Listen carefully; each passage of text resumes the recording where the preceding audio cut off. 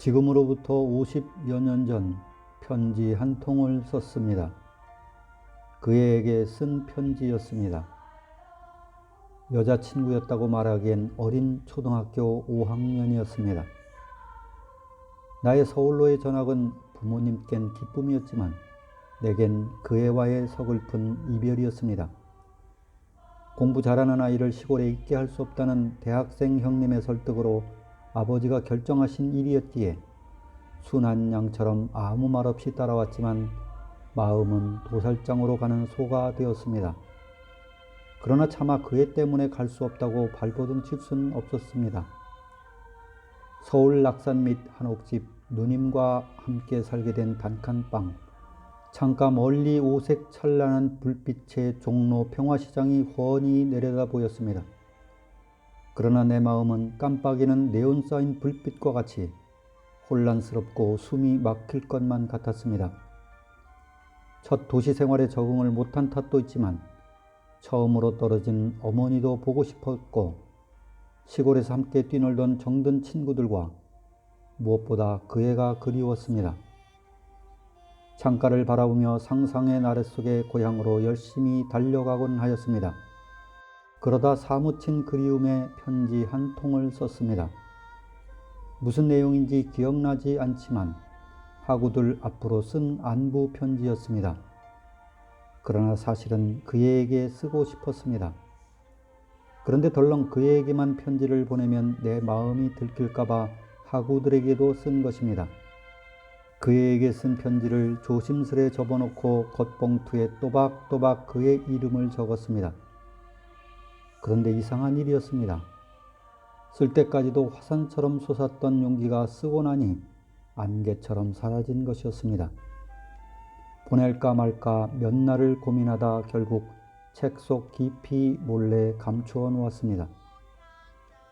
그 애를 알게 된 것은 4학년 때였습니다. 그 앤 옆반 부반장이었습니다. 학급 일로 그 반에 갈 때면 그 애를 볼 수 있었습니다. 몸은 코스모스처럼 가냘펐지만 단정했고 얼굴은 백합처럼 하얗고 고왔습니다. 마음은 천사와 같이 미워할 줄도 시기할 줄도 화낼 줄도 모르고 공부 또한 잘하는 학생이었습니다.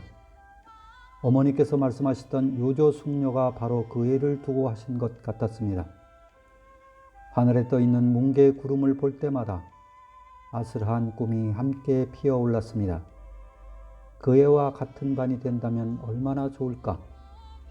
그 꿈이 5학년이 되면서 이루어졌습니다. 더욱 나는 회장이 되었고 그 앤 부회장이 되었습니다. 우리는 자연스럽게 가장 가까운 사이가 되었습니다. 첫사랑이었을까? 아닙니다. 그땐 사랑이 뭔지도 알 수 없는 사춘기에 이르지도 않은 초등학생에 불과했습니다. 그럼에도 불구하고 어느덧 그 애가 보고 싶다는 자신도 알 수 없는 마음이 요동쳤습니다. 그러나 막상 학교에선 그 애를 좋아한다고 하지 못했습니다. 당시 아이들 사이에 누가 누구를 좋아한다는 것은 크나큰 놀림이었습니다. 나는 놀림을 받지 않으려 오히려 그 애를 좋아하지 않는 척 해야 했습니다. 그 애가 내 마음을 알아주길 바라면서도 차갑게 대하곤 했는데 이것이 다른 아이들에게 내 마음을 들키지 않는 길이었습니다. 우리는 같은 주번조가 되었습니다. 어느 날 아침 주번 완장을 차고 학교 주변을 도는데 새떼처럼 시끄럽게 떠드는 소리가 들려왔습니다. 본관에서 다소 떨어진 2학년 반에서 나는 소리였습니다. 담임 선생님이 오시지 않아 아이들이 자습 시간에 떠들고 있었던 것입니다. 나는 칠판에 다가가 분필을 들어 자습 문제를 적었습니다. 그리고 단에 서서 아이들을 향해 말했습니다. 너희들 선생님 오실 때까지 조용히 문제 풀고 있어. 잠시 후 내가 다시 와서 검사할 거야.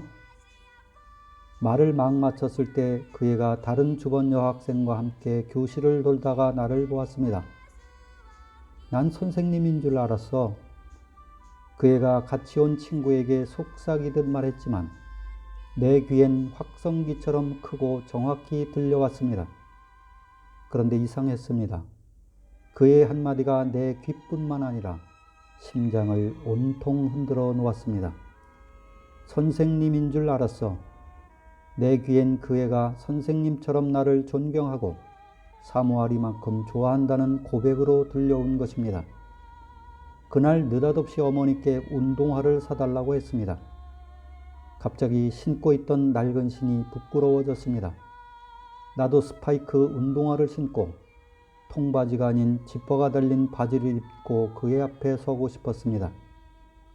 평소 못 하나 사달라 조른 적이 없던 아들이 이렇게 말하자 어머니는 선뜻 나를 데리고 시장으로 가셨습니다. 그런데 어머니는 스파이크 운동화보다 더 튼튼해 보이는 투박한 운동화를 잡으셨습니다. 더욱 색깔도 검은색에 크기까지 하였습니다. 발이 크면 못 신기 때문에 큰 사이즈를 선택하는 것은 당시 어머니들 모두가 그랬습니다. 이미 마음에 골라놓은 옆 줄무늬가 있는 하얀 스파이크 운동화가 눈에 아른거렸지만 어머니께 부담을 드리고 싶지 않아 값싼 그 운동화를 택했습니다. 그러나 막상 신고 보니 정말 싫었습니다. 차라리 낡은 신이 더 나을 듯 했습니다. 빨리 닳아서 내가 원하는 것을 다시 사고 싶었습니다. 그래서 종종 바닥에 끌고 다녀보기도 했지만 끝내 그 애와 헤어질 때까지 운동화는 변함없이 튼튼했습니다. 회장은 늘 똑똑해야 했고 때론 선생님을 대신해야 했습니다. 어느 날 담임 선생님의 사장으로 여 선생님이 하루 임시로 오셨는데 느닷없이 달력을 가리키며 4월 28일이 무슨 날인가 물으셨습니다. 그날은 공휴일 표시인 태극마크도 없고 붉은색도 아닌 평일의 검은색이었습니다. 모두들 입을 다문 채 죄인이 되어 고개를 숙이고 있었습니다. 힐끔힐끔 나를 쳐다보는 아이도 있었습니다. 이때 회장인 내가 벌떡 일어나 시원하게 대답을 해야 했습니다. 그러나 아무리 생각해도 그날이 무슨 날인지 알 수 없었습니다. 내 생일도 아니고 선생님 생일을 물어볼 이유도 없고 머리가 한참 복잡해지고 있는데 여 선생님의 한마디가 비수가 되어 내 심장에 꽂혔습니다. 똑똑하다 소문난 회장도 몰라? 아, 얼마나 부끄러웠던가. 아, 얼마나 창피했던가. 정말 울고 싶었던 것은 그의 얼굴을 다시는 쳐다볼 수 없을 것 같아서였습니다. 네, 4월 28일은 충무공 탄신일입니다. 이렇게 대답했다면 얼마나 좋았을까? 왜 그날을 몰랐을까? 그랬더라면 검은 운동화도 당당히 신고 그의 앞에 설 수 있었을 텐데 여 선생님이 한없이 원망스럽기만 하였습니다. 충무공 탄신일까지 내가 어떻게 알아? 어느덧 원망이 변해 선생님을 미워하고 있었습니다. 그러나 난 정말 똑똑하지 못했습니다. 아니 바보였습니다.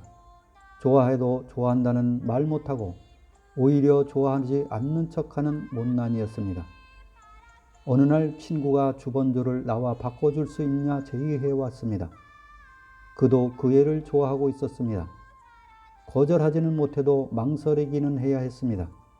그러나 그 애를 좋아한다는 것을 들킨 양 화들짝 놀라 선뜻 그렇게 하라 했습니다. 아, 그 애도 이런 날을 얼마나 바보스럽게 생각했을까. 얼마 지나 다시금 그 애와 같은 주번조가 되었습니다. 그런데 주번 담당 선생님이 악명 높은 분이셨습니다. 그날 역시 무시무시한 비난과 욕을 먹어야 했습니다. 주번 대장이었던 나는 고개도 못 들고 묵묵히 듣고 있어야만 했습니다. 어느덧 내 눈가에 눈물이 흐르기 시작했습니다. 다른 아이의 잘못인데 내가 다 욕을 먹으니 너무나 억울했습니다. 야, 모두 똑바로 잘해. 나는 눈물 섞인 음성으로 이 한마디를 아이들에게 던지고 휑하니 사라졌습니다. 그 애가 안쓰러운 얼굴로 나를 쳐다봤습니다. 우리 앞으로 잘하자. 이렇게 의연하게 말했다라면 얼마나 좋았을까. 그러면 그 애를 그토록 서글프게 만들지 않았을 것을. 투표로 회장이 되었지만 이를 못마땅하게 여긴 친구가 있었습니다. 4학년 때까지 줄곧 회장을 해오다가 내게 간발의 차로 떨어진 후 펑펑 울었던 자입니다. 그가 부회장인 그 애에게 트집을 잡고 괴롭힌다는 사실을 알게 되었습니다. 의당 회장인 내가 그의 방패막이 되어주어야 했습니다. 반 아이들과 함께 하천 청소 봉사 활동을 하던 어느 날이었습니다. 하천 옆에는 모래밭이 있었습니다. 쉬는 시간에 그가 느닷없이 내게 씨름을 하자고 요청해 왔습니다. 체력은 약했지만 모두들 친구가 보는 앞에 회피할 순 없었습니다. 그러나 욕심과 복수심으로 똘똘 뭉쳐있는 그를 제압하기엔 내 힘이 너무나 약했습니다. 그는 나를 쓰러뜨리려 하지 않고 들어서 하천으로 빠뜨리고자 했습니다. 결국 내가 항복을 외침으로 물에 빠지는 수모는 모면했지만 그의 앞에 무기력한 자신의 모습이 한없이 원망스러웠습니다. 힘으로 되지 않으면 다른 힘을 키워야 함을 깨닫게 되었습니다. 이런 생각을 골똘히 할 때 갑자기 서울로 전학을 가게 된 것입니다. 그 애와 불과 3개월의 추억이 아쉽기도 했지만 그의 곁을 지키지 못하고 떠난다는 것이 끝내 마음의 짐으로 남았습니다. 2달의 서울 생활을 마치고 여름방학이 되자 단숨에 부모님이 계신 시골집으로 달려갔습니다. 누나가 혼자 보낼 수 없다며 며칠 기다리라고 하였지만 그 애에 대한 그리움은 나를 용감하게 하였습니다.